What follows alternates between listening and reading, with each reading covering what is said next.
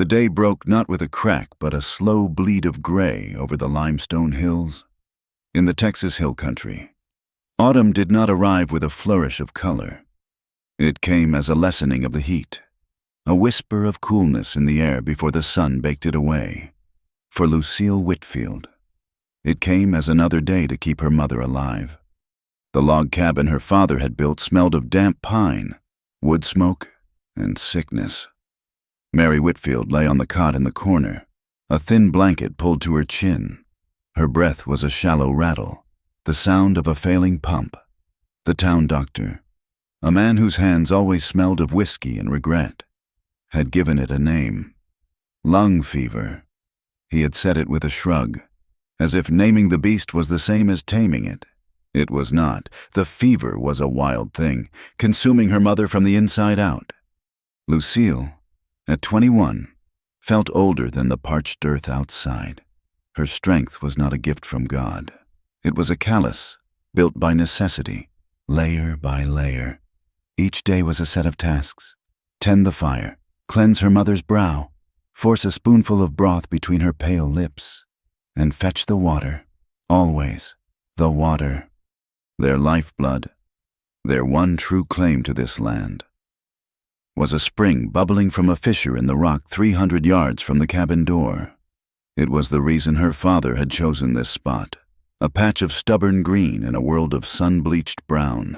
Without it, they would have perished years ago. Without it, her mother would be gone by nightfall. The iron bucket felt like an extension of her own arm, its weight a familiar ache in her shoulder. She slipped out the door as the mist clung to the ground, swallowing the sounds of the world. The air was cool against her skin. She moved with a practiced economy, her boots making soft puffs in the dust. The path was worn smooth by her own feet. 100 steps to the big mesquite, another 100 to the flat rock that looked like a sleeping animal, and then another 100 to the cluster of ferns that marked the spring. She did this walk 4, sometimes 5 times a day. It was a rhythm set to the rasp of her mother's breathing. In, out, to the spring, back to the cabin. Her world had shrunk to this 300-yard path and the 4 walls that held the last of her family. The spring was a miracle. The water ran clear and cold, so cold it made her teeth ache. She dipped the bucket, the sound a clean splash in the quiet morning. She let it fill, the weight settling in her hand. For a moment, she watched the water swirl, a perfect, unbroken surface. It was life. It was power. And she knew others saw it that way too. Drifters with thirsty eyes sometimes appeared on the road a mile south. And then there was Constance Johansson, a woman who owned a great deal of land and believed God wanted her to own more, a woman who looked at their small property not with envy, but with a kind of righteous hunger. She had spoken of Mary's illness in town as a tragedy, her words dripping with a sympathy that felt like a threat. A sick woman and a girl alone cannot manage such a valuable resource, she had said. The law has provisions for such things. Lucille straightened, the full bucket sloshing a little cold water over the rim and onto her skirt. She settled the wooden yoke across her shoulders, the 2 buckets balancing her steps. The walk back was always harder, slower. Her focus narrowed to the path, to placing one foot in front of the other. That was when she saw him. He was on the low knoll to the west, a place of sparse grass and sun-blasted rock. A rider on a pinto horse, both perfectly still.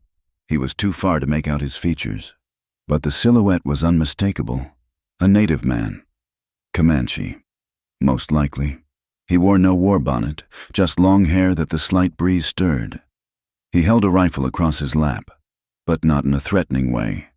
It was simply there, part of him. Lucille's heart gave a single, hard thump against her ribs. She stopped. The buckets swung, heavy and awkward. The world was silent except for the wind and the blood roaring in her ears.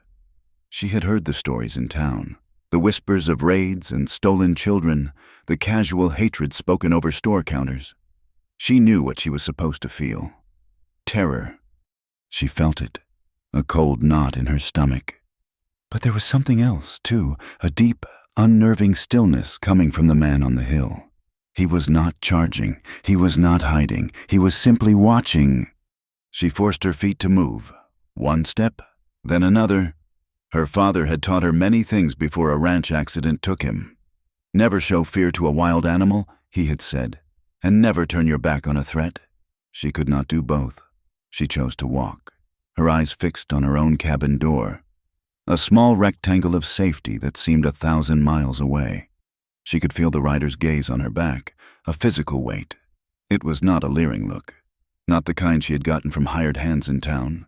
It was something else, patient, inscrutable. A thought came to her then, if you are scared, count your steps. But please, Lord, do not let me count to the arrow. She counted 1, 2, 3. Her breath was tight in her chest. 10, 11, 12. The sun was higher now, burning off the mist, making the blue of the sky an aching, impossible color. 20, 21. She could see the texture of the wood on her own door, the coyote skulls her father had nailed above it, meant to ward off predators. She did not look back. She did not dare. She kept walking, the slosh of the water in the buckets a counterpoint to the frantic rhythm of her heart. She imagined an arrow leaving a bow, the whisper of it through the air. She imagined the horse breaking into a gallop, the thunder of its hooves on the dry ground. But there was only silence. When she reached the cabin, her hands fumbled with the door latch. She swung it open and practically fell inside, the buckets thudding against the packed earth floor. She slammed the door shut and threw the heavy wooden bar across it. The sound was loud, final, in the small space. Her mother stirred on the cot. Mary's eyes, cloudy with fever, fluttered open. "Water," she rasped, her voice a dry rustle of leaves. Lucille's hands were shaking so badly she could barely unhook the buckets from the yoke. She stood there for a long moment, her back pressed against the solid wood of the door, listening. The cabin was a bubble of tense silence. Outside, she knew. The world continued. The wind blew, the sun climbed, and the man on the pinto horse was still there. She knew it without looking. She could feel his presence, a shadow falling over her small piece of the world. He had followed her all the way home, keeping his distance, a silent, watchful question mark on the edge of her life. She did not understand what he wanted. Land, water, something else entirely. But as she ladled a cup of the cold, clear spring water for her dying mother, she understood one thing with chilling certainty. She was no longer alone. The man on the pinto horse became a part of the morning. He was as constant as the sun that burned the mist from the hollows. He never came closer than the knoll, a silent sentinel watching the world wake up. Lucille's fear, a sharp and brittle thing at first, slowly wore down into a dull, persistent watchfulness. She stopped counting her steps to the spring. Instead, she found herself measuring the distance between her cabin and his hill, a stretch of land that felt charged with unspoken questions. One morning, the question was answered with a gift, hanging from the latch of her cabin door, tied with a strip of rawhide. Was a freshly dressed rabbit. It was a clean job, the work of a skilled hunter. There was no note, no sign of who had left it, but she knew. A chill that had nothing to do with the morning air ran down her spine. The town's prejudice was a bitter taste in her mouth. An Indian was a threat, a savage, but a threat did not leave meat on the doorstep of a woman he could have easily overpowered. She hesitated for a long time, her hand on the doorframe. Her mother's cough echoed from inside, a wet, ragged sound. Pride was a luxury she could not afford. She took the rabbit. The next day, she left a smooth, white stone on the flat rock by the path, the one that looked like a sleeping animal. It was the only currency she had, a piece of the cool, clean earth that gave them both life. It was a simple acknowledgement. "I see you." A few days later, another gift appeared, a water skin, not the crude kind used by soldiers, but a beautifully crafted piece of leather, stitched with a pattern of interlocking diamonds. It was supple and smelled of clean hide and something faintly sweet, like juniper. It was an offering of the highest value in this parched land, a way to carry more water with less effort. That afternoon, after her mother was settled, Lucille sat on the cabin step and carved a small button from a piece of mesquite wood, polishing it with a scrap of wool until it shone. She left it on the flat rock where the stone had been.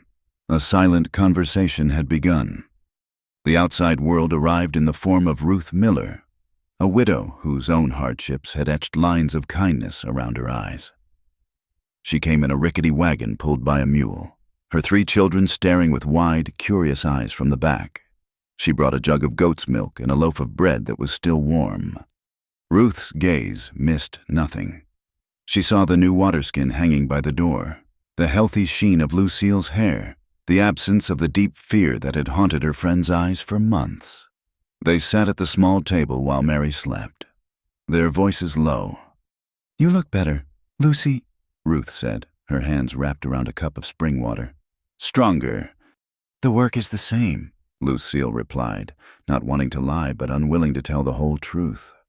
Maybe so. Ruth looked out the small window, her eyes straying toward the western knoll. "People in town are talking. You know how it is. Constance Johansson has been filling the sheriff's ears with her concerns. A young woman, all alone, her mother so ill. It is not proper. She says, not safe." She paused, then met Lucille's eyes directly. "They say you are not alone out here, that you have been seen keeping company." The words hung in the air, heavy with implication. "I keep to myself," Lucille said, her voice even. "I know you do," Ruth said softly, "but be careful. Constance is gathering more than just gossip. She's talking to lawyers about land left untended, about the county taking responsibility for the infirm. She makes it sound like a Christian duty." The visit left Lucille with a renewed sense of unease. The silent treaty she had with the man on the hill was a fragile thing, a bubble of peace in a world that would not understand. Her fears were confirmed a week later when 2 riders appeared on the path. They were not drifters, they were ranch hands, and she recognized the brand on their horses. They worked for Johansson, the man in the lead, a fellow with a stained mustache and arrogant eyes, did not dismount. "Morning, miss," he said, his voice slick with false courtesy. "Mrs. Johansson sent us. She is worried about you and your mother, especially about this spring." He gestured with his chin toward the green patch of ferns. "Water is a powerful thing, hard to manage. She thought maybe you would be interested in selling the rights. She would pay a fair price. See that you and your ma are set up comfortable in town." Lucille stood on her porch, her arms crossed. She felt a cold anger solidify in her gut. "This water belongs to this land," she said, her voice low and clear, "and this land belongs to my mother. It is not for sale." The man's smile tightened. "A sick woman cannot work the land. Miss, the law sees it that way. Mrs. Johansson is just trying to be neighborly before the law has to get involved." "You can tell Mrs. Johansson," Lucille said, stepping back toward her door, "that we are fine. We do not need her charity." She closed the door on his sputtering reply and slid the bar home, her heart hammering. That evening, as dust settled like a purple bruise over the hills, the Comanche rider came closer than ever before. He stopped his pinto at the edge of the mesquite grove, just within the range of a clear voice. Lucille was outside, splitting the last of the rabbit for a stew. She froze, her hand on the axe. He did not dismount. He looked at the cabin for a long moment, then at her. He made a small, rasping sound in his own throat, a gesture mimicking a cough. "She is sick?" he asked. His English was halting, the words rough but clear. Lucille was so surprised she could only nod. He touched his own chest. "Fever," he said, the single word carrying a world of pain. He looked away, toward the setting sun. "Took my woman. Took my girl." The confession was stark, unadorned, and it struck Lucille with the force of a physical blow. This was not a predator circling her land. This was a man haunted by a ghost, trying to quiet it by standing guard over someone else's sorrow. The fear she had held on to for so long finally dissolved, replaced by a profound and aching sympathy. The next morning, Sheriff Garrett rode out. He was a tall, weary man whose job consisted mostly of dealing with drunks and settling property disputes. He tipped his hat to Lucille, his eyes taking in the tidy cabin, the neatly stacked firewood, and the unusual water skin. "Miss Whitfield," he said, his tone professional. "I'm just making my rounds. Heard your mother was not doing so well." "She has good days and bad days," Lucille said. "Mrs. Johansson expressed some concern," the sheriff continued, letting the name hang in the air, "about your welfare." "Her concern is noted," Lucille said flatly. The sheriff sighed, running a hand over his jaw. He was not a cruel man, just a practical one. He saw the world as it was, not as it ought to be. His gaze drifted to the knoll. Lingering for a moment, he saw the tracks of the unshod pinto near the path, tracks that were not her own. He did not comment on them. He turned to leave, gathering his reins. Then he paused, leaning down slightly from his saddle. He lowered his voice, his eyes serious. "Miss Whitfield," he said, "I am the law in this county, but the law is not always the same as what is right. Whatever you are doing out here to survive, you keep it to yourself." He glanced pointedly at the knoll again. "And you keep the name of anyone on that hill to yourself, too. You understand me?" Lucille nodded, a lump forming in her throat. He tipped his hat again and rode away, leaving her in a silence that was deeper than before. She looked toward the hill where the rider sat, his silhouette dark against the painfully blue sky. The distance between them was still 300 yards of rock and scrub, but it was no longer a border between enemies. It was the space in which a fragile, unnamed trust had begun to grow. His name was Nakoa. He spoke it the day after the sheriff's visit, not with any ceremony, but as a simple fact. He had walked down from his knoll, not to the cabin, but to the flat rock where they exchanged their silent gifts. He was taller up close, lean and weathered, with eyes that held the quiet patience of the landscape itself. He pointed to himself. "Nakoa." Then he pointed to her. "Lucille." She nodded. It was the beginning of a new chapter. He gestured toward the cabin, then made the shape of a long gun with his hands. He wanted to see her father's rifle. Hesitantly, she led him inside. Mary was in one of her deep, feverish sleeps, oblivious to the guest. Lucille took the Springfield rifle from its pegs over the mantelpiece. It was heavy, the wood worn smooth by her father's hands. Nakoa took it from her, his touch surprisingly gentle. He examined it with an expert's eye, checking the mechanism, the stock, the long barrel. He handed it back to her. He then unslung the bow from his own shoulder. He held it up, next to the rifle. With one hand, he mimed drawing an arrow and letting it fly, his fingers making a soft whisper as they passed his lips. Silent, he mouthed the word. Then he pointed to the rifle and slapped his hands together. A sharp crack in the quiet room. "Loud," he said. "They understand loud." Their lessons began at the flat rock. He was a disciplined teacher, and she was a determined student. He showed her how to measure the black powder, how to seat the patched lead ball, how to ram it home with a single, smooth motion. He made her do it again and again, until her hands were smudged with black and the movements were etched into her muscles. Then came the shooting. He set up a row of old tin cans on a fallen log 50 yards away. The first time she fired the Springfield, the recoil slammed the stock into her shoulder. A brutal, jarring kick that made her stagger back. Her ears rang. The shot went wide, kicking up a puff of dust 10 feet from the target. Nakoa stood beside her, his face impassive. Again, he said. She reloaded, her shoulder throbbing. This time, he stepped behind her. "Brace yourself," he said. His hand came to rest lightly on her shoulder. A steadying pressure. Breathe out as you pull. Do not jerk, squeeze. She aimed, the iron sights wavering. She let out a slow breath and squeezed the trigger. The rifle roared, but this time she was ready for it. A satisfying clang echoed back from the log. One of the tin cans spun into the air. A small, fierce pride bloomed in her chest. She glanced at him. He gave a single, curt nod. Again. They spent days like this. The quiet mornings were now filled with the methodical rhythm of loading and the sharp report of the rifle. He taught her more than just marksmanship.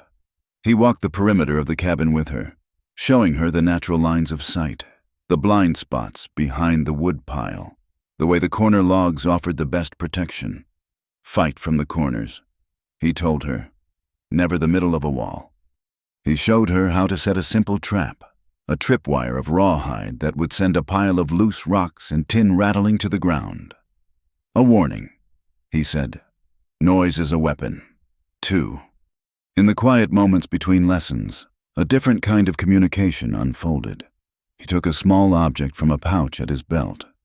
It was a bird, carved from bone, no bigger than her thumb. The detail was exquisite. For my daughter, he said, his voice softer than she had ever heard it. For a steady hand. He pressed it into her palm. The bone was cool and smooth. A deep sorrow and a fragile trust passed between them in that moment. It was the most precious thing he could have given her. Another day, he brought her a single, perfect eagle feather. For seeing, he said, touching the corner of his eye, to see what is far off. She took it and later tucked it into the leather binding of her father's old journal. Their conversations were sparse, made up of simple words that carried great weight. They developed a rhythm of their own, a kind of dry, dusty humor that fit the landscape. It kicks like a mule, she said one afternoon, rubbing her shoulder. A mule you must learn to ride, he replied without looking up from reseating a flint. When she managed to knock down all 5 tin cans in a row without a miss, she allowed herself a small, tight smile. I suppose that will do. He glanced at the mangled cans, then back at her, the barest hint of a smile touching his own lips. The tin can is not shooting back. His words landed with more force than the rifle's kick. She spent that evening cleaning the Springfield by the firelight, her mother's shallow breathing the only sound in the cabin. The rifle felt different in her hands now. It was not just a tool for hunting. It was a tool for killing. She ran a cloth over the cold steel, imagining one of Johansson's men in the sights. Could she do it? Could she pull the trigger, knowing the lead ball would not just knock over a can, but tear through flesh and bone, extinguishing a life? The thought made her feel cold and sick. This was the part of the lesson Nakoa could not teach her. This was a line she would have to decide whether to cross on her own. Courage, she was learning, was not the same thing as safety. The lessons continued, and with them, a growing awareness. She learned the cadence of his walk, the way he could move through the brush without a sound. He learned the determined set of her jaw, the quickness of her mind. An unspoken attraction grew in the spaces between them, as tangible as the heat from the sun. It came to a head during their final lesson on the rifle. She was aiming, and he stepped forward to adjust her grip. His hand covered hers on the wooden stock.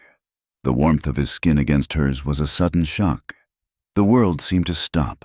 The chirping of crickets, the rustle of the wind, the rasp of her mother's breathing from the cabin. It all faded away. There was only the weight of the rifle and the heat of his hand. She could feel the calluses on his palm, the strength in his fingers. She held her breath. He did not move away.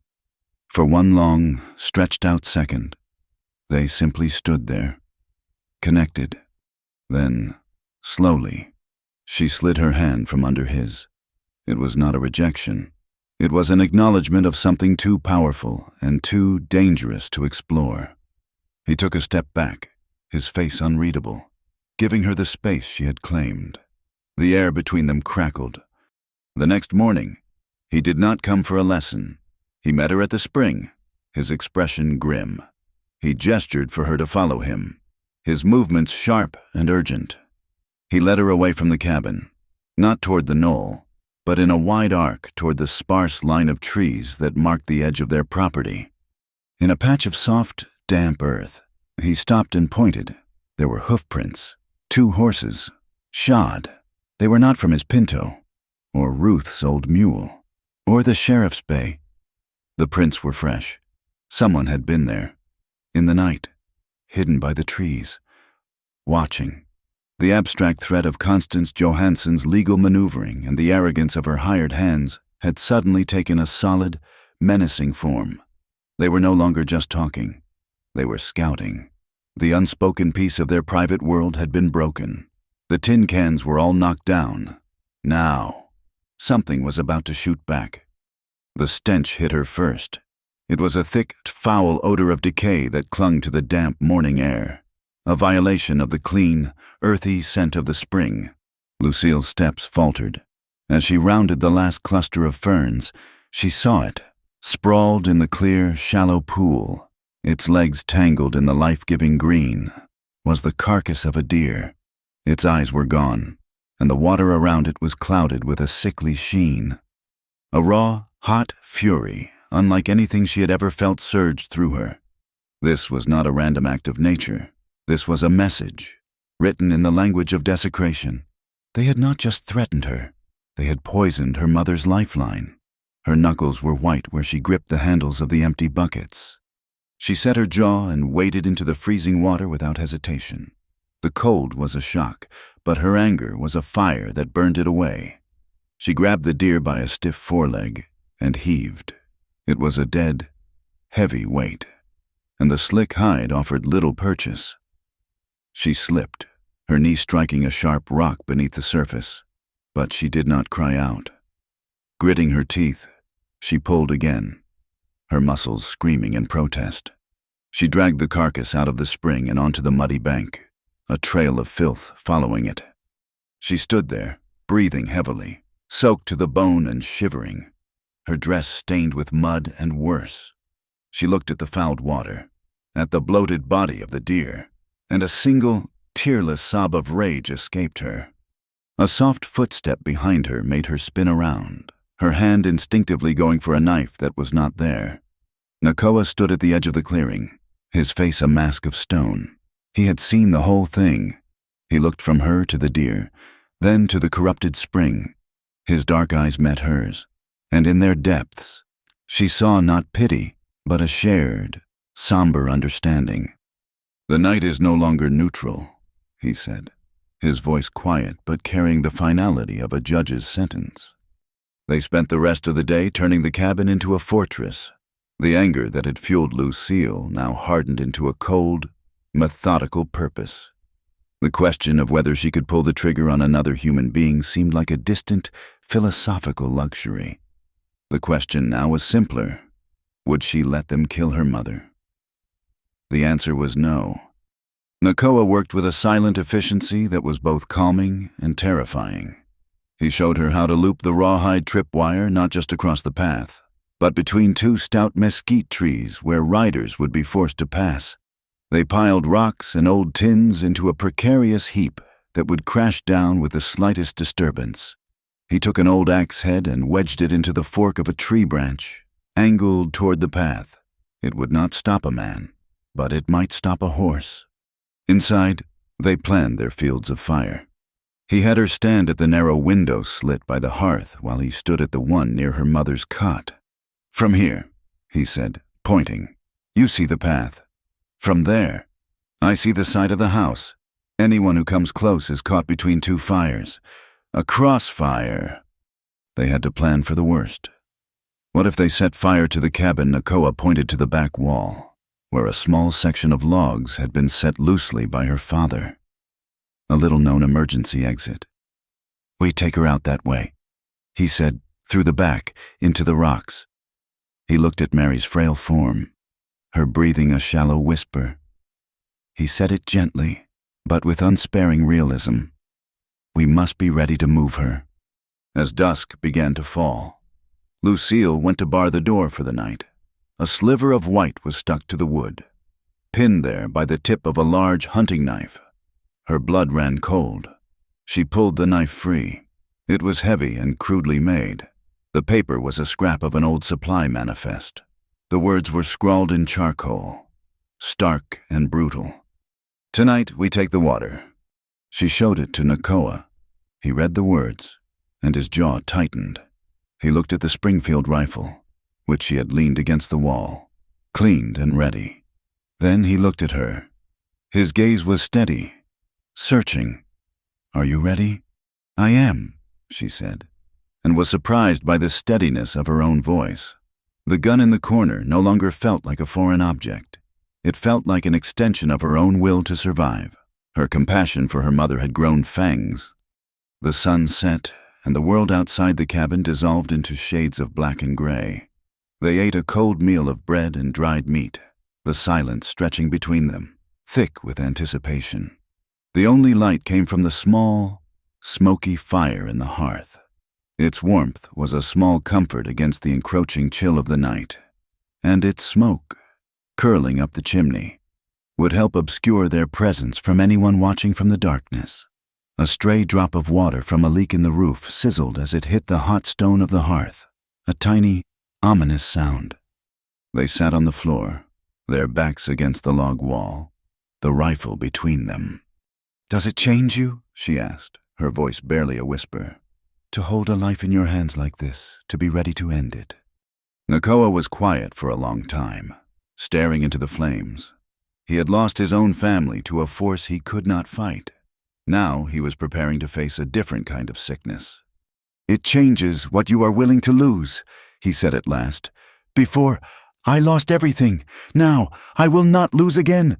He turned his head and looked at her, the firelight catching the high planes of his face, the deep sadness in his eyes. He saw the same resolve mirrored in her own.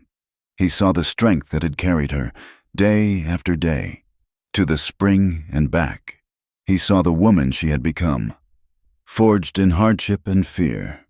A profound tenderness rose in Lucille's chest, an emotion so powerful it momentarily eclipsed her fear.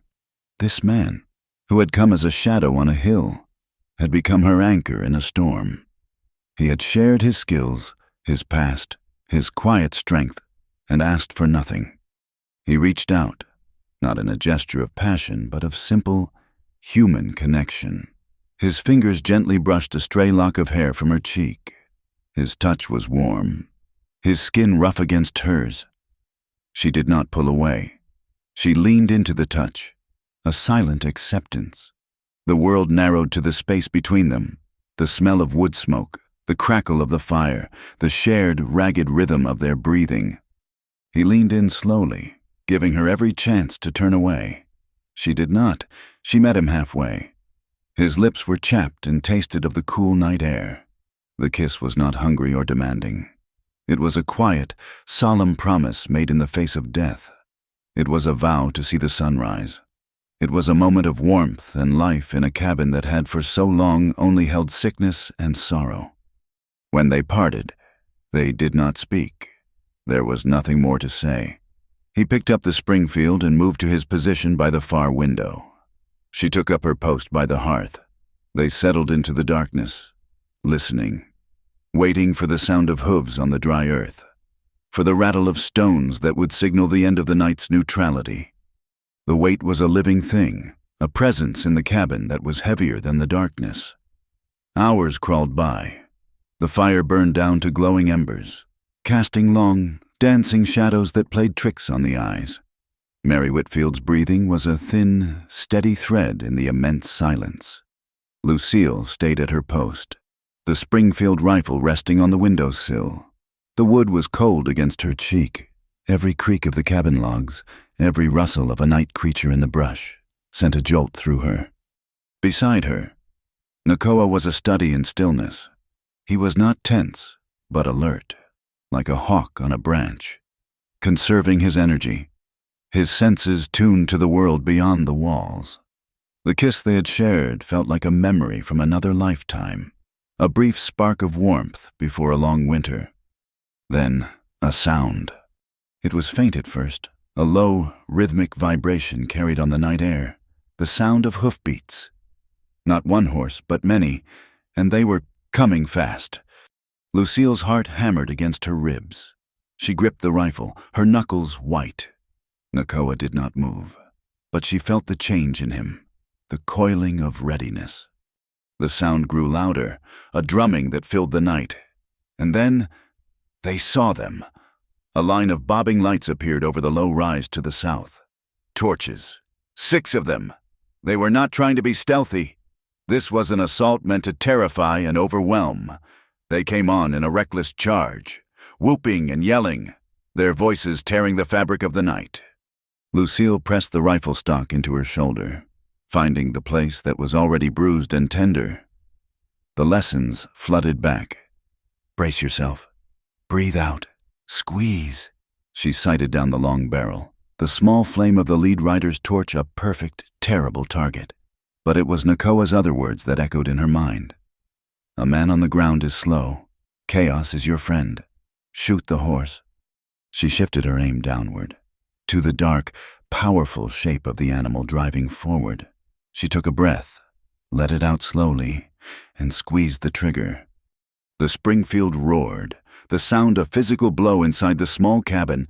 Outside, the lead horse screamed, a high, piercing sound of animal terror. It pitched forward, its legs buckling, and went down in a tangled heap of thrashing limbs. The rider was thrown clear, his torch flying in a fiery arc and landing in a patch of dry grass, which immediately began to smolder. The charge dissolved into chaos. The riders behind the fallen leader reined in their mounts, cursing as their horses shied and reared. 2 of them, trying to swing wide, rode directly into the tripwire. The night was filled with the deafening crash of rocks and tin, followed by the grunts and shouts of men as they were unseated, their horses bolting into the darkness. A muzzle flash bloomed from the darkness near the woodpile, where one of the unhorsed men was scrambling to his feet. A bullet slammed into the log wall next to Lucille's head, sending splinters flying. She ducked back, her heart in her throat, and began the methodical process of reloading. Powder, patch, ball. Ram it home. Her hands worked with a speed and certainty that felt like they belonged to someone else.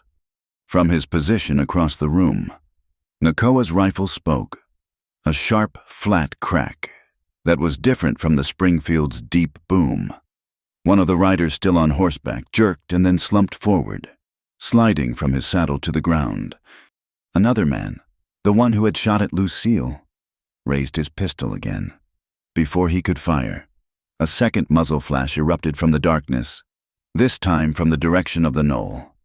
The man cried out and dropped his gun, clutching his arm.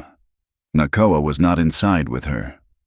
He had slipped out the back when the riders first appeared, becoming a ghost in the night, a second, unseen line of defense.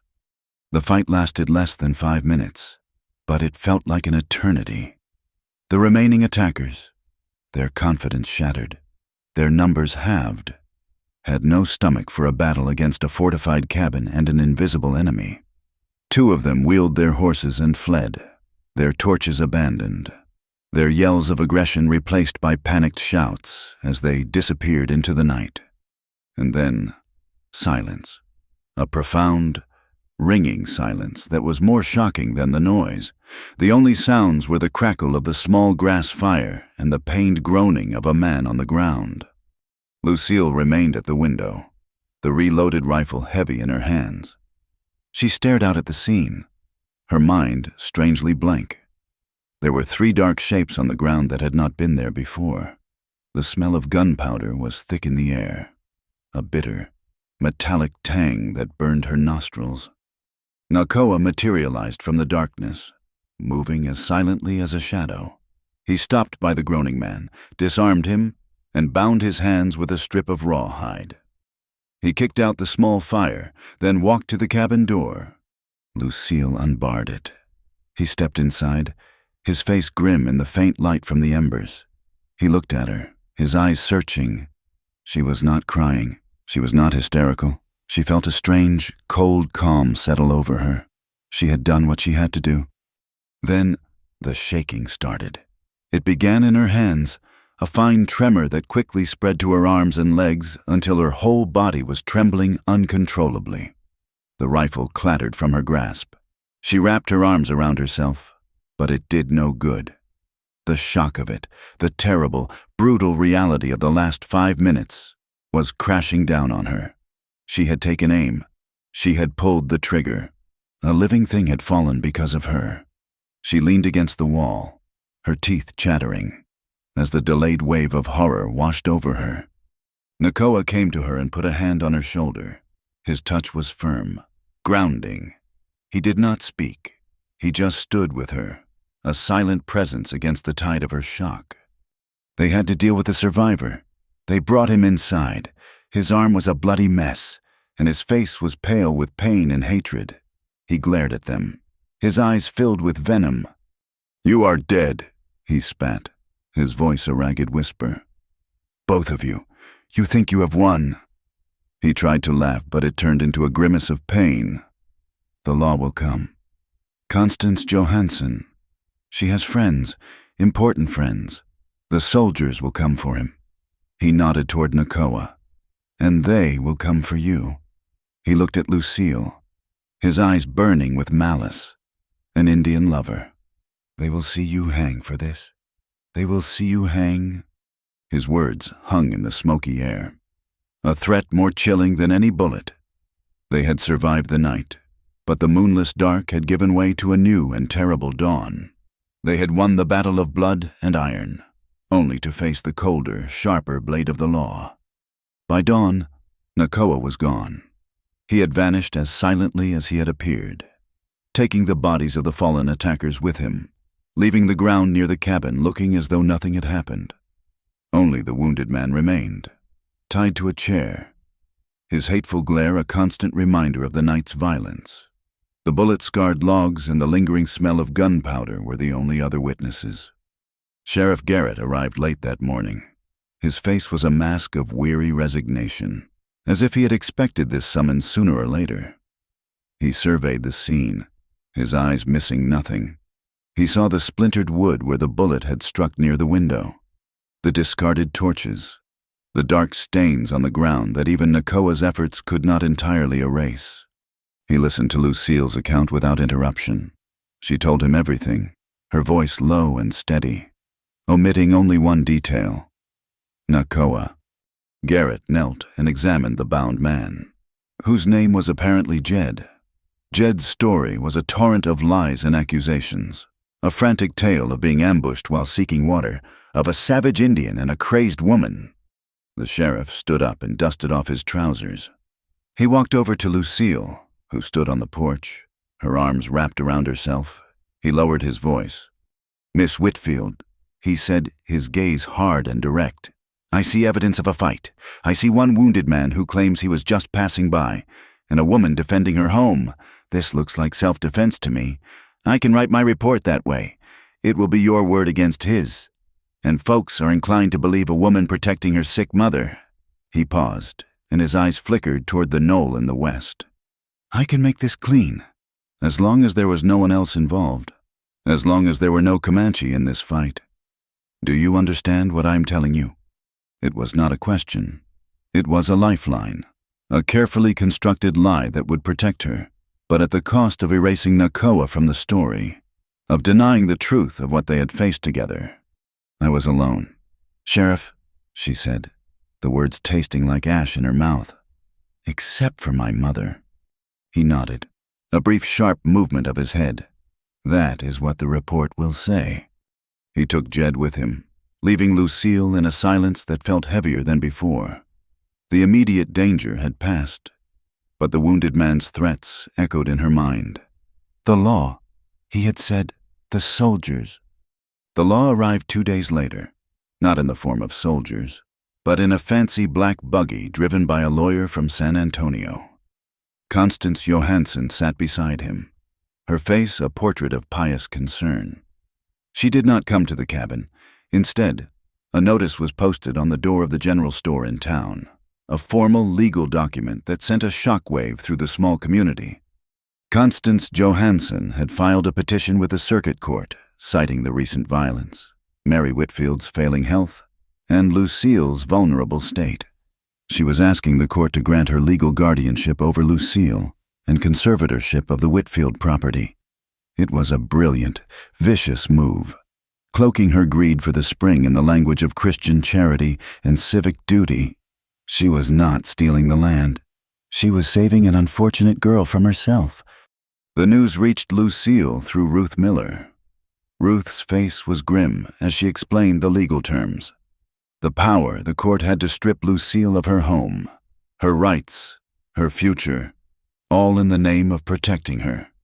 "She is using the fight against you," Ruth said, her hands twisting a loose thread on her apron.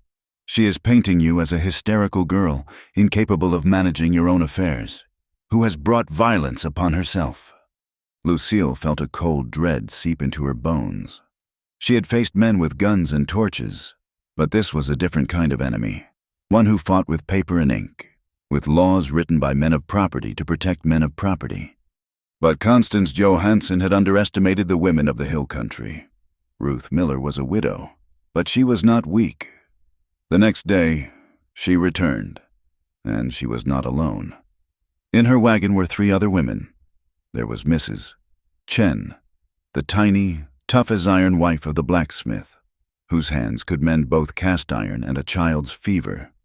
There was Zara Briggs, a tall, quiet woman who ran a small sheep farm on her own and knew more about herbal remedies than the town doctor. And there was Anna Kowalski, a Polish immigrant whose husband had died building the railroad, a woman who spoke broken English, but whose eyes radiated an unbreakable will.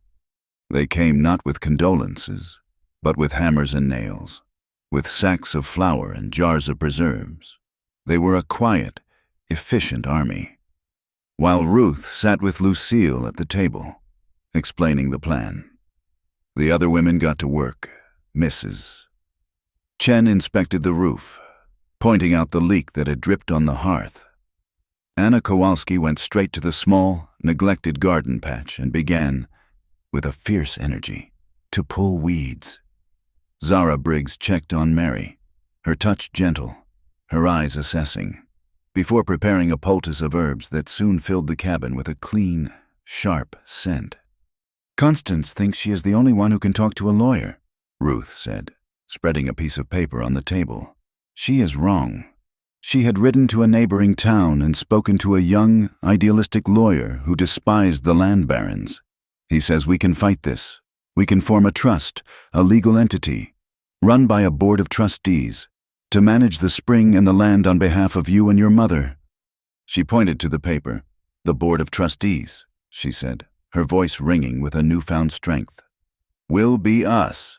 She tapped the names she had written down. Ruth Miller, Machen, Zara Briggs, Anna Kowalski, a legal shield, made of women. The plan was audacious, a direct challenge to the established order of things. It was a declaration that this small community of women would not stand by and watch one of their own be devoured by greed. For the first time in days, Lucille felt a flicker of hope. That night, Nakoa returned. He came not to the cabin, but to the flat rock, a silent summons in the deep twilight. She met him there. The air was cool, and the sky was a canopy of brilliant stars. The violence of their shared fight and the cold machinations of the law had created a chasm between them, a space filled with unspoken fears. "They will take your land," he said. It was not a question. "They are trying to," she replied. She told him about Constance's petition and about Ruth's plan for a trust. He listened, his face unreadable in the dim light. "The law of your people is a twisted thing. It has a long reach." "We will fight it," she said, though the words sounded frail against the vastness of the night. He looked at her, and she saw the conflict in his eyes. He had come back to protect her, but his very presence put her in greater danger. The sheriff's lie was the only thing standing between her and a hangman's noose. If he were seen, if the town knew he was here, Constance Johansson would have all the ammunition she needed. "I bring you trouble," he said, his voice low. "You bring me courage," she whispered. The space between them hummed with a powerful, unspoken emotion. It was a love that could have no future, a connection forged in the crucible of survival. He stepped closer, and she did not move away. He did not kiss her. He simply wrapped his arms around her, pulling her against his chest. It was not an embrace of passion, but of shared sorrow and impossible choices. She rested her head on his shoulder, smelling the scent of leather and dust and the clean night air. She could feel the steady beat of his heart against her cheek. In his arms, she felt a sense of safety that was both a comfort and a heartbreak, because she knew it could not last. They stood like that for a long time, two solitary figures under the endless stars, holding on to a moment of peace before the next battle began. The knock on the door came long after midnight, a soft but urgent rapping that was not the sound of an enemy. Lucille opened it to find Sheriff Garrett standing in the moonlight, his horse a dark shape behind him. He looked more tired than she had ever seen him. "A patrol of soldiers is moving through the territory," he said, his voice a low rumble. "They are sweeping south from the Red River. They have orders to be thorough. They are not asking many questions." He did not need to say more. A military sweep meant rounding up any natives not on a reservation, and trouble for anyone found with them. They were a hammer, and to them, every Comanche was a nail. Lucille's blood ran cold. She knew Garrett was not just delivering news. He was delivering a warning, a death sentence. She did not need to find Nakoa. He was already there, a shadow detaching itself from the deeper shadows of the mesquite grove. He had heard. He walked toward the sheriff, and for a moment, the two men stood in the pale moonlight, representatives of two different worlds, two different laws, united by a silent, grim understanding. The sheriff gave a curt nod. "Before sunrise," he said. It was all he had to offer. He mounted his horse and rode away, swallowed by the darkness from which he came. Lucille and Nakoa stood in the silence he left behind. The crickets chirped. A cool breeze whispered through the dry grass. It was a beautiful, peaceful night, a cruel contrast to the choice that lay before them. "I will not bring them to your door," Nakoa said. It was not a discussion. It was a statement of fact. His decision was already made. To stay was to die, and to pull her down with him. Love, she was learning, was sometimes about the pain of letting go. He reached into the small pouch at his belt and took out the small, carved bone bird. He pressed it into her hand, closing her fingers around it. "For my daughter," he said, his voice thick with a grief that time had not healed, to keep her spirit safe on its journey. He looked at Lucille, his eyes holding an ocean of unspoken feeling. "Now, for you, for your journey." She clutched the small bird, its smooth surface a tiny point of focus in a world that was fracturing around her. Tears welled in her eyes, hot and sharp.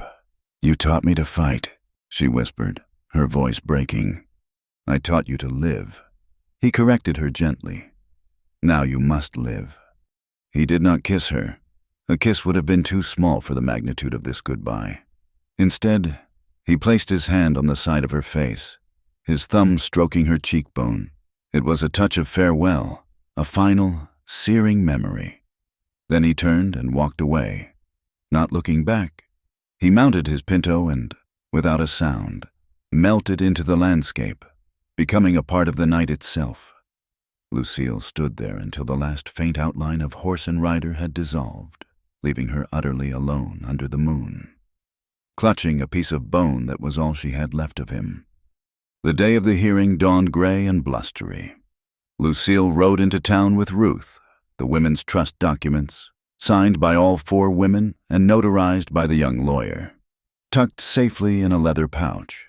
The hearing was held in the town's small meeting hall, a stuffy room that smelled of stale tobacco and dust. Constance Johansson was already there, seated next to her expensive San Antonio lawyer. She wore a severe black dress, her face arranged in an expression of solemn duty. She looked at Lucille with a gaze full of pity, the kind a wolf might give a lamb. Judge Harrison was a circuit judge, an old man with a face like a weathered map and eyes that had seen every kind of human folly. He read the petition slowly. his expression giving nothing away. Constance's lawyer spoke first, his voice smooth and condescending. He spoke of a young woman's trauma, of her clear inability to manage a valuable property, of the danger she posed to herself and the community. He painted a picture of Lucille as a hysterical, unhinged creature who needed the firm, guiding hand of a responsible guardian. When he was finished, the judge looked at Ruth. "Mrs. Miller, you wish to speak on behalf of the defendant." Ruth stood up. She was not a lawyer. She was a widow who had buried a husband and raised 3 children on grit and faith. She held a single piece of paper in her hand. "Judge," she began, her voice clear and strong, "I am not here to talk about legal codes. I am here to talk about what is right." She looked directly at Constance Johansson. "Mrs. Johansson speaks of her Christian duty to protect Lucille. I have known Lucille Whitfield her entire life. I knew her father, and I know her mother. In all the months that Mary Whitfield has been wasting away from lung fever. Did Mrs. Johansson ever once come to the cabin with a pot of soup or a clean blanket? Did she ever offer to sit with Mary so Lucille could get a full night's sleep?" A murmur went through the small crowd. "No," Ruth continued, her voice ringing with conviction. "But she sent men to try to buy the water rights. And when that failed, she sent armed men in the night to terrorize a young woman and her dying mother." Constance's lawyer leapt to his feet. "Objection! There is no proof of that." "Is it not proof?" Ruth countered, turning to the judge. "That the very day after this so-called violent outburst, Mrs. Johansson had a legal petition, written by this fine lawyer from San Antonio, ready to be filed. Her concern is not for a person, Your Honor. It is for a spring. She sees a resource, not a family. She sees profit, not pain." She placed the trust document on the judge's bench. "We, the women of this community, we have seen the pain, and we have offered our help. We have formed this trust not to take anything from Lucille, but to stand with her, to be the shield she needs, not against her own imagined weakness, but against the very real greed of others. The law should be a shield for the weak, Your Honor, not a sword for the powerful." She sat down. The room was silent. Judge Harrison picked up the trust document. He read it carefully, then looked over his spectacles at Constance Johansson. His eyes narrowed. He had seen her kind before. "Petition for guardianship is denied," he said, his voice flat and final. "The court recognizes the validity of this trust. The Whitfield property will remain in the care of Miss Lucille Whitfield and this board of trustees." Case dismissed. The victory was quiet but absolute. Constance Johansson's face was a thundercloud as she swept out of the hall. Lucille felt a wave of relief so profound it almost buckled her knees. She returned to the cabin to find her mother awake and lucid, more so than she had been in weeks. The herbal poultice Zara had made seemed to have eased her breathing. The women were there, cleaning, cooking, their quiet, competent presence a comforting balm. Mary's gaze fell on Lucille, and she smiled, a faint, fragile thing. "You did it," she whispered, her voice a dry rustle. "You protected our home." Lucille sat by the bed and took her mother's thin, cool hand. "We protected it," she said softly. Mary's eyes drifted around the room, seeing the faces of the women who had become their family. She looked back at Lucille, her gaze full of a deep, peaceful love. "You are so strong," she said. "Your father would be so proud." Her eyes fluttered closed, and with a final, gentle sigh, she was gone. The funeral was 2 days later, on the hillside overlooking the spring. The men of the town dug the grave in the hard, rocky soil. There was no preacher. Ruth spoke a few simple words about Mary's kindness and strength. The wind blew, whipping at their skirts and carrying the scent of dust and juniper. It was a clean, honest grief, stripped of all pretense. As they lowered the simple wooden coffin into the earth, Lucille clutched the bone bird in her pocket. She had lost her mother and the man she loved in the space of a few days. She felt scoured out, empty, but not broken. That evening, a rider came with a letter. It was from the young lawyer who had helped Ruth. There was no long explanation, just a single sheet of paper inside the envelope. On it was a note, written in a hurried script. The court records showed that the land Constance Johansson has been buying up over the last year was immediately resold to a holding company. The man behind that company is named Thornton. He owns the entire valley to the west. He needs a constant source of water to make his vast ranching ambitions a reality. Lucille read the words, and the pieces clicked into place. Constance was not the true enemy. She was just a pawn. The fight for the spring, the attack on the cabin, the legal battle.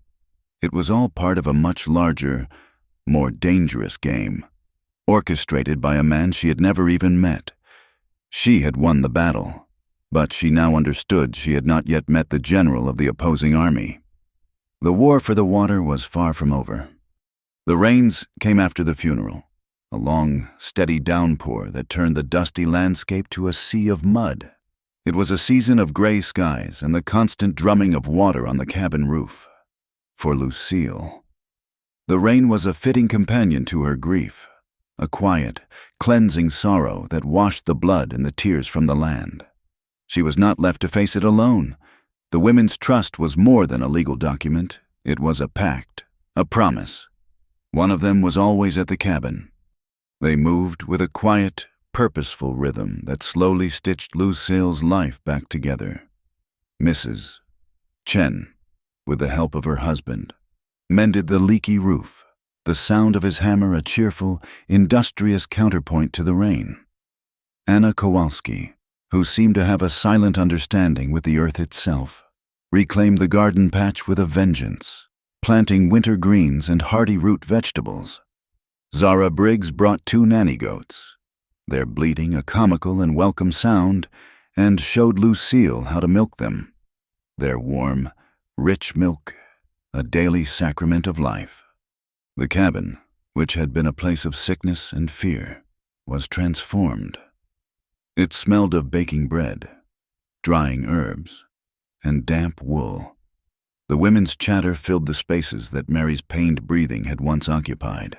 They did not speak much of the attack, or of Nakoa, or of the grief that still clung to Lucille like a shadow. They spoke of recipes and remedies, of lambing season and the price of feed. They gave her the gift of the ordinary, the healing balm of daily routine. Lucille's education began at the small wooden table. Ruth Miller, her face set with a schoolteacher's determination, brought ledgers from her late husband's business, old contracts, and newspapers from Austin. "Constance Johansson and this Thornton fellow fight with paper," Ruth said, spreading a deed across the table. "You have to learn their language. You have to know how to read the traps between the lines." At first, the legal jargon was an impenetrable wall of text, the words blurred together, meaningless and intimidating. But Lucille attacked it with the same grim determination she had used to learn the rifle. She spent the long, rainy evenings by the firelight, her brow furrowed in concentration, tracing the dense script with her finger while Ruth patiently explained the meaning of liens, easements, and riparian rights. She was no longer just the guardian of a spring. She was the custodian of a legal and economic resource, and she intended to be a worthy one. When the rains finally stopped and the sun returned, it baked the wet earth into a hard, cracked shell.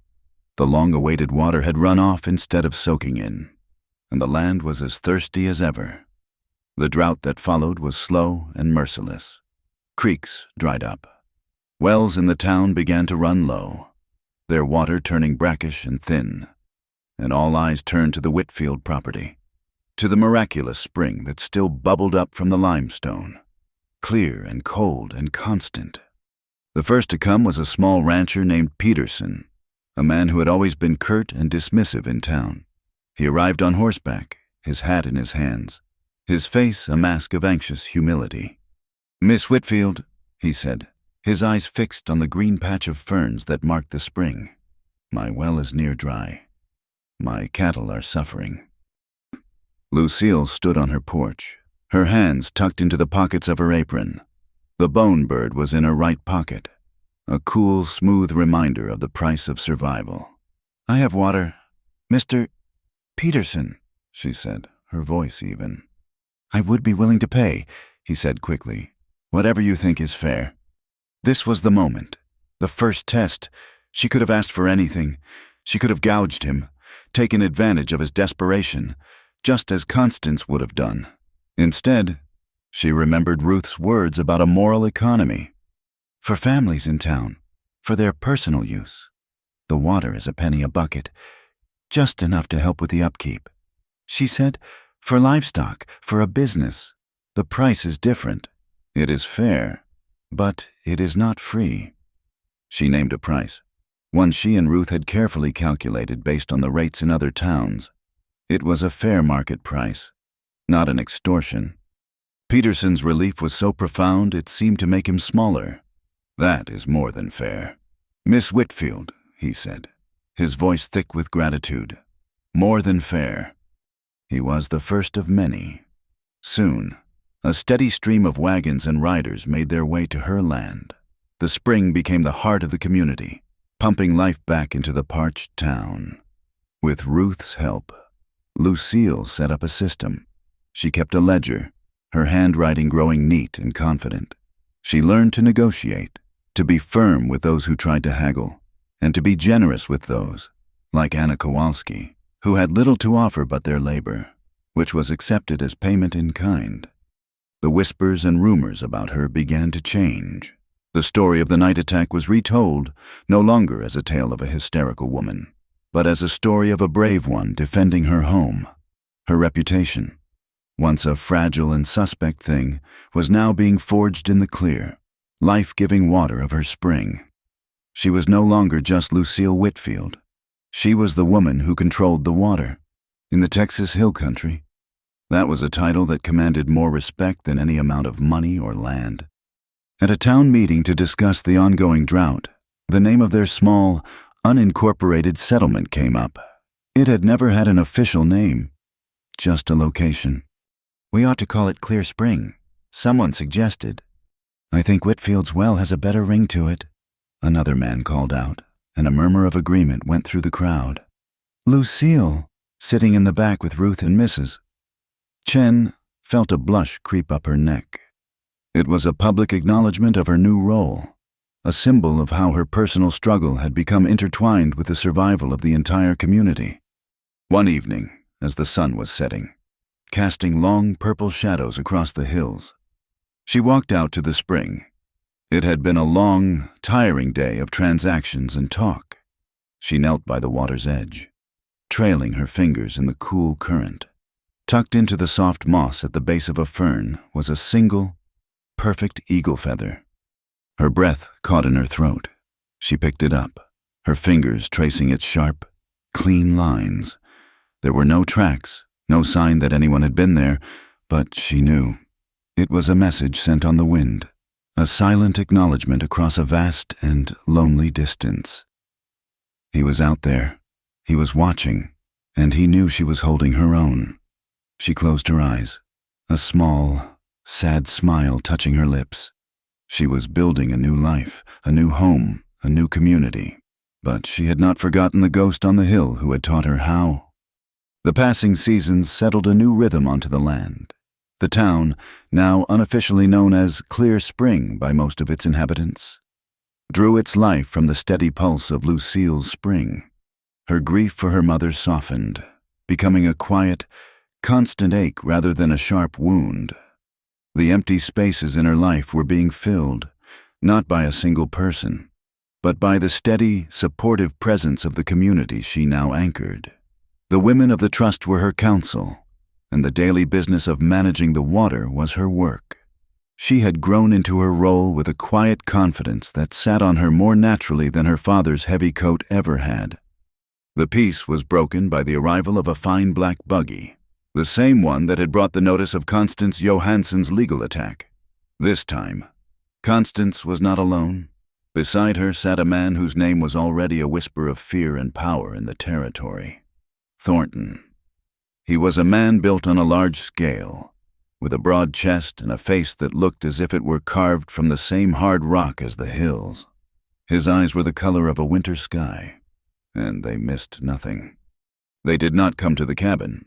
They came to the town, along with a dozen new men, riders who were not clumsy drifters but hard, professional hands with pistols tied low on their hips.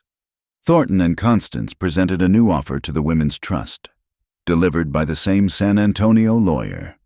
It was a complex contract filled with convoluted clauses and promises of shared profits. But its intent was as clear as glass.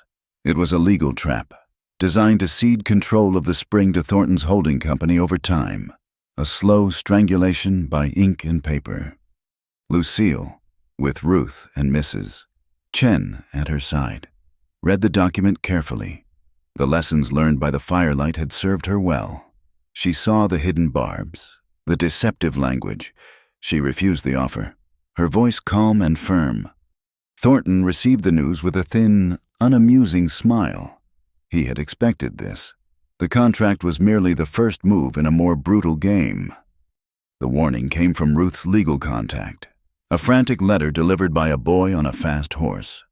Thornton's plan was not to win in court. It was to create a crisis so profound that the town would have no choice but to sell. The target was the large communal barn on the edge of town, where the entire community's winter stores of hay and grain were kept. Without that food, the livestock would starve. Without the livestock, the town would die. They planned to burn it to the ground. The news spread not in a wave of panic, but in a series of quiet, urgent conversations. The Women's Trust became a war council. They gathered in Lucille's cabin, the air thick with the smell of coffee and the gravity of their situation. This was not about one woman and her cabin anymore. This was about their collective survival. And everyone looked to Lucille. She felt the weight of their trust, and it did not crush her. It solidified her. The fear was there, a cold knot in her stomach, but it was overshadowed by a fierce, protective resolve. She took the lessons Nakoa had taught her and laid them out on the table like a battle map. "We will not wait for the fire," she said, her voice steady. "We will prepare for it." Over the next 2 days, the town transformed under Lucille's direction. They organized a silent, determined defense. The men, led by a now fiercely loyal Peterson, dug a deep concealed trench across the main approach to the barn. They set up tripwires, not with rattling cans, but with ropes tied to heavy, swinging logs. They established firing positions in the blacksmith's shop and the upper floor of the general store. Creating the crossfire Nakoa had taught her, they organized a bucket brigade, filling every available barrel and trough with water from the spring, creating a line that stretched from the well to the barn. An evacuation plan was made for the families whose homes were closest to the danger. They worked without fanfare, a community united by a single, unspoken purpose. That night, she felt a familiar presence. She walked to the flat rock by the spring, and he was there, stepping out of the darkness. Nakoa. He must have heard the news as it traveled on the wind, carried in the whispers of men from one settlement to the next. He was not alone. 3 other Comanche warriors stood behind him, their faces impassive, their presence a testament to his own concern. He did not come to fight their battle. He knew, as she did, that his presence in a direct conflict would bring the wrath of the army down on them all. He came as a strategist. He walked the perimeter of the town with her in the deep twilight, his eyes assessing every detail of her defenses. He pointed out how the moonlight would catch on a rifle barrel in the blacksmith's window. He suggested a second, smaller trench on a flanking path she had overlooked. He moved like a ghost, his knowledge of angles and shadows and the psychology of an attack both practical and profound. His presence was a quiet reassurance, a confirmation that her instincts were sound. Before the first hint of dawn, they were gone, leaving only the wisdom of their counsel behind. The attack came on a moonless night. A group of Thornton's men, a dozen strong, rode toward the barn, their torches casting flickering, demonic shadows. They came in recklessly, expecting a sleeping town and an easy victory. A single, silent signal, a briefly uncovered lantern in the church steeple, alerted the defenders. The riders hit the main trench first, Horses screamed and men shouted as the front line of the charge collapsed into the pit. The others, trying to swing wide, were caught by the secondary traps, their advance thrown into chaos. Then, the rifles opened up. It was not a wild volley of panicked shots. It was disciplined, precise fire. From the windows of the town, Lucille and the others fired not to kill, but to disable. They aimed for legs and shoulders, for the horses, for the torches themselves. One of the torches was shot from a rider's hand, landing harmlessly in the dirt.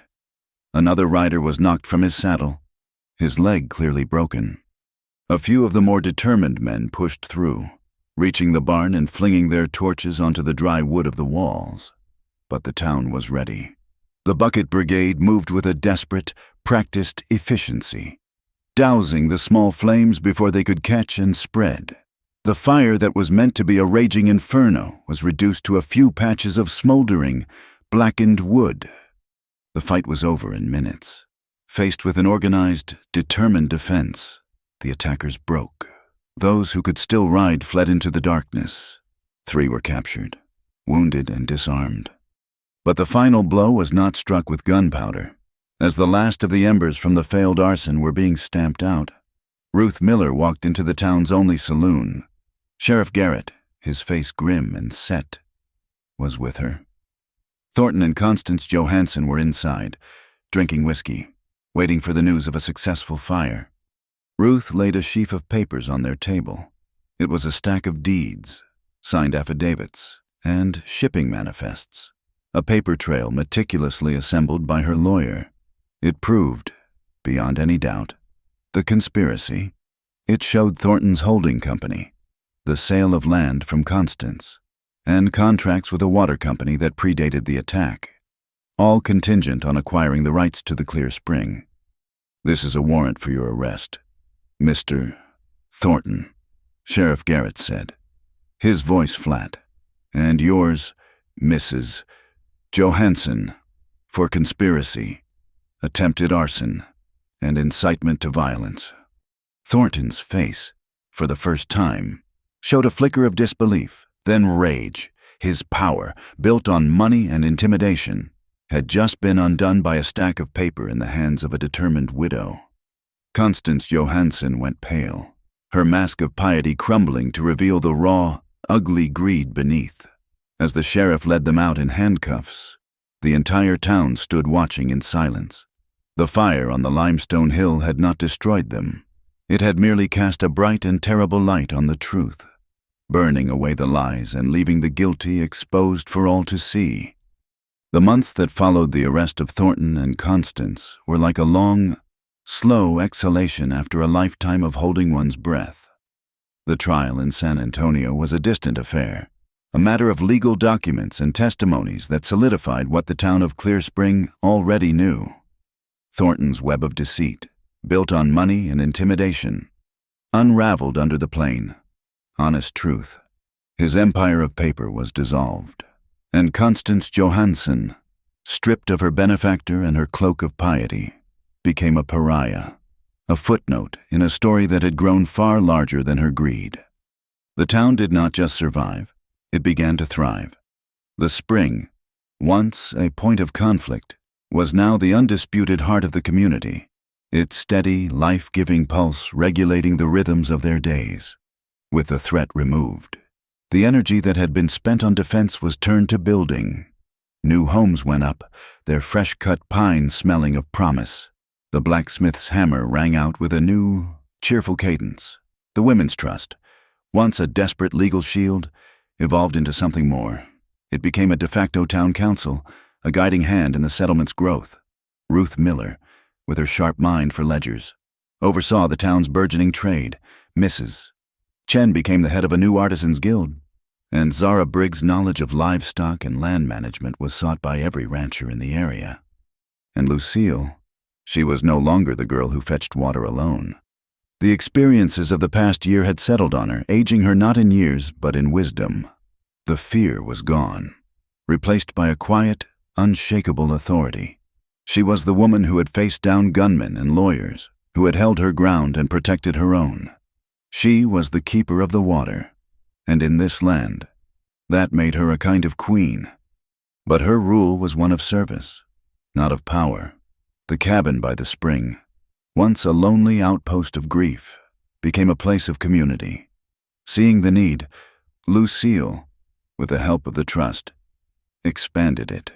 They added a new, large room, built with timber donated by the very ranchers whose cattle had been saved by her water. This new structure was not a home, but a new kind of heart for the town. It was a community house. On Mondays, Lucille taught the town's children how to read and write, their small, smudged fingers tracing letters on a slate. On Wednesdays, Zara held classes on herbal remedies, showing young mothers how to treat a fever with willow bark or soothe a cough with mullein tea. On Fridays, Mrs. Chen taught anyone who wanted to learn the art of mending, of making things last, a skill as precious as water in this rugged land. It was a place for sharing knowledge, for birthing babies, for mending tools and spirits. It was a testament to the idea that a community was not just a collection of houses, but a network of shared strength. Lucille found a new purpose in this work. The iron bucket still felt heavy in her hands each morning, but it was no longer the weight of a burden. It was the weight of responsibility, a responsibility she now shared with an entire town. One afternoon, a letter arrived. It was left not at the cabin, but on the flat rock by the path, the old place of silent communication. The envelope was plain, with no name or return address. Inside, on a piece of clean, crisp paper, was a single sentence written in a strong, clear hand. Your water makes the whole West greener. Tucked into the fold of the paper was a single eagle feather. Lucille's heart ached with a sweet, familiar sorrow. She held the feather, its edges sharp and perfect, and looked out at the vast, empty expanse of the western hills. He was out there, somewhere under that same achingly blue sky. He was a story now, a myth whispered by travelers, of a silent Comanche guardian who appeared when needed and vanished with the dawn. He had given her the tools to win her own freedom, and his love was a gift of distance, of letting her grow into the leader he always knew she could be. The years passed. The 1870s gave way to the 1880s, and then the 1890s. The town of Clear Spring became a permanent feature on the maps of Texas, a small green oasis of decency and fair dealings in a rapidly changing West. Lucille never married. Her life was too full, her family too large, to feel the lack of a husband. She had the town, and the town had her. Her hair was now streaked with gray, and the lines around her eyes were etched by sun and laughter. One morning, just as the day was breaking, she walked the familiar path to the spring. The air was cool and clean. The world was waking up, just as it had on that first morning when she had seen a mysterious rider on the hill. She knelt by the water's edge and let the cold, clear current run over her fingers. From her pocket, she took a small object, its surface worn smooth by years of touch, the bone bird. She held it in her palm, a tangible link to the past, to the man who had taught her how to live. She thought of his quiet strength, his profound grief, his impossible choice. A deep sense of peace settled over her, a feeling as clear and steady as the spring itself. She looked at her reflection in the water, at the face of the woman she had become, and she whispered to the memory, to the ghost on the hill, and to herself, "I am okay." The sun crested the limestone hills, and its first rays struck the surface of the water, shattering into 1,000 points of golden light. She heard the familiar sounds of approaching wagons, the cheerful calls of her neighbors coming for their daily water. They waved to her, their faces open and friendly. She was not alone. She would never be alone again. This spring, this land, this community, they were her family, and their life, like the water, flowed on. Thank you for listening to our story. Please comment where you are listening from so we can all connect and share our thoughts. And remember to subscribe to our channel Wild West Tales. Like the video. And support us further by pressing the hype button so this story can be heard by more people.